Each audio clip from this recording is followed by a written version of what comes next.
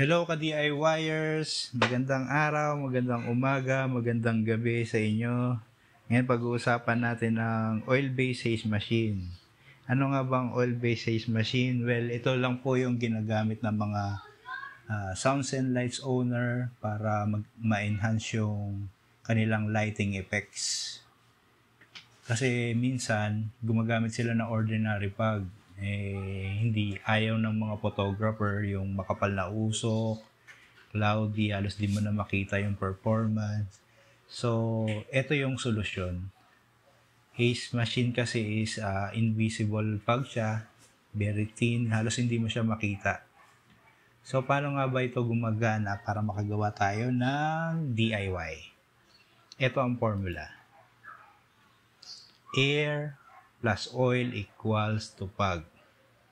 Air. Hindi basta air ito na hinihinga mo lang. Kailangan dito is compressed air. Yung malakas na PSI. At least kailangan mo ng 100 or 30 to 100 PSI. Tapos ang oil naman, hindi naman basta yung cooking oil lang na ginagamit. Special to, nabibili naman to sa market. Ginagamit talaga sa haze machine. Yan. Paano nga ba tayo makakagawa ng pag from air and oil? Simple. Ang mga commercial kasi na haze machine, gumagamit sila ng compressor kasi malakas ang pressure ng hangin dyan. Yung iba naman, gumagamit sila ng CO2 tank. Yan. Para makapondo yung air sa loob, makompress, malakas yung buga niya. Ngayon naman, ito, umpisa na natin. Nag-ikot-ikot ako sa bahay, nakita ko ng plastic container na ganito. Nilagyan ko ng butas. Yan, para magkasya yung isa pang plastic container na ito.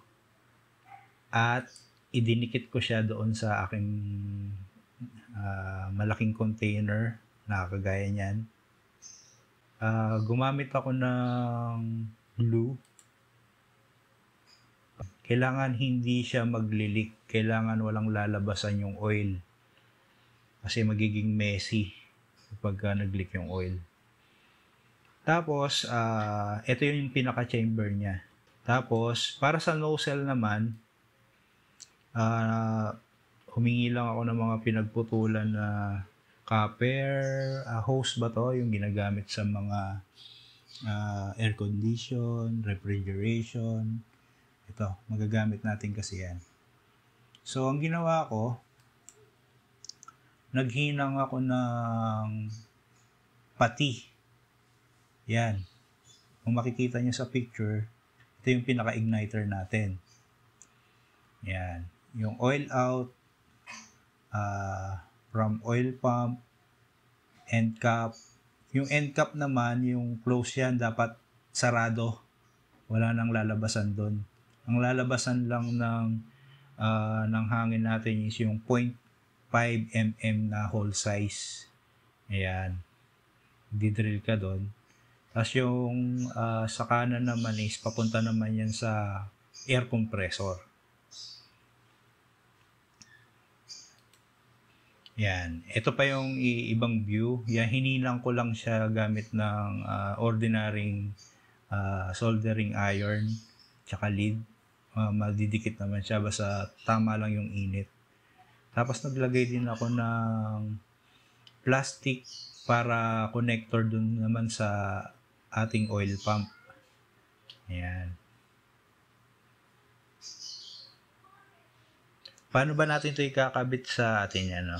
Ano kaya ang itsura? Ito na siya. Kapag nailagay mo na sa chamber, ganyan yung magiging posisyon ng copper natin. Ayan. Pwede nyo i-post yung videos para ma-screenshot nyo para magkaroon kayo ng basihan kapag gagawa na kayo.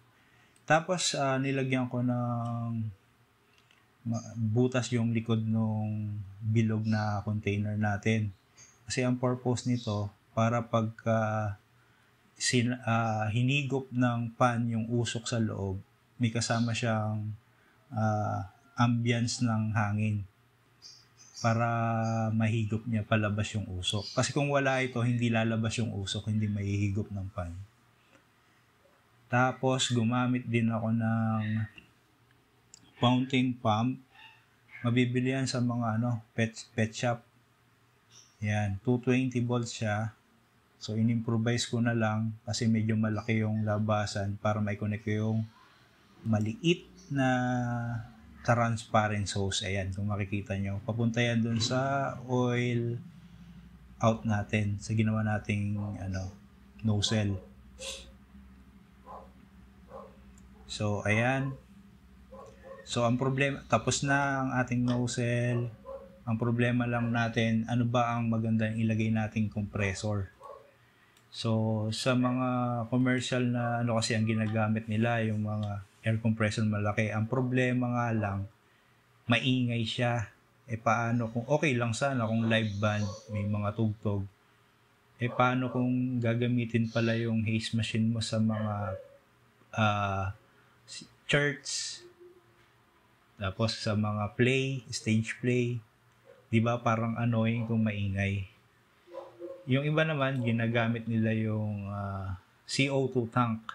Ang problema naman dito, tahimik nga siya, kaso malaki, mabigat, so napakahirap i-transport. So may naisip akong paraan.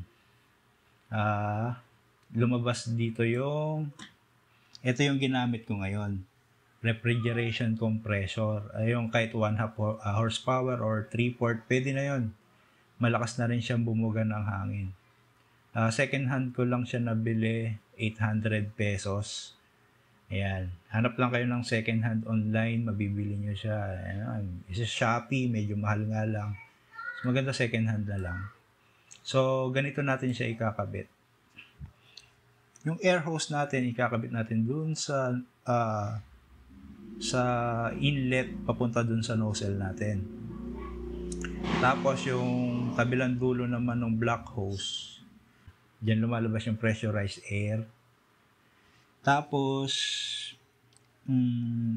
minsan kasi nagiinit tong ating compressor, mabilis siyang mag-init. So ang ginawa ko, bumili ako ng 2 pan, ang isa para dun sa compressor mismo para mapalamig siya. 220 volts yung bili nyo para hindi na kayo mamroblema pa sa mga adapter or para maging 12 volts. So bumili ako ng 220 volts na diretso. Yung isa naman gagamitin ko siya bilang pang-dissolve ng smoke para sipsipin niya palabas dun sa chamber. Tapos para makontrol mo yung speed naman nung pan natin para sa chamber, bumili naman ako ng motor dimmer to 20 volts. Yan, pwede mong hinaan, pwede mong lakasan yung ikot ng pan. At wag nyo rin kakalimutan na gumamit lang ng haze liquid na nabibili talaga. Huwag kayong mag-iimbento, huwag kayong gagamit ng kung ano ng oil kasi baka pwedeng ikalason nyo ng makakalanghap, hindi siya safe. Ito kasi ginawa na siya para talaga dun sa effects natin. So, bilhin na kayo ng brand na pagkakatiwalaan nyo. Okay, that's it so far. Pakita natin ngayon ipapakita ko sa inyo yung purpose ng nozzle, kung paano inassemble. Ito na po yan. Saksak natin.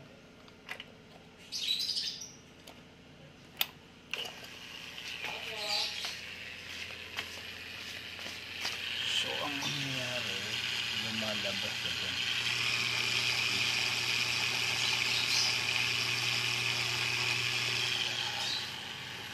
Ngayon,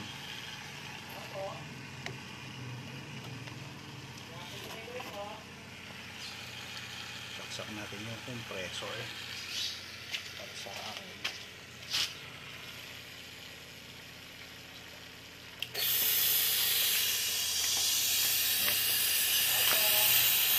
Kita nyo yung usok, yung lakas.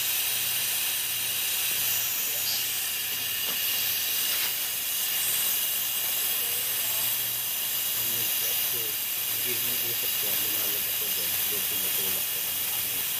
Yan, continue.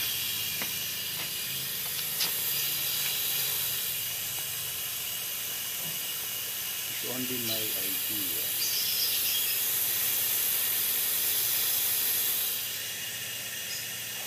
Grabe, lakas. Okay guys, kung may natutunan kayo, sana mag-subscribe, i-like nyo na rin, at hit nyo yung notification bell para ma-update kayo sa mga bagong DIY natin. Thank you guys, more power, sana may natutunan kayo.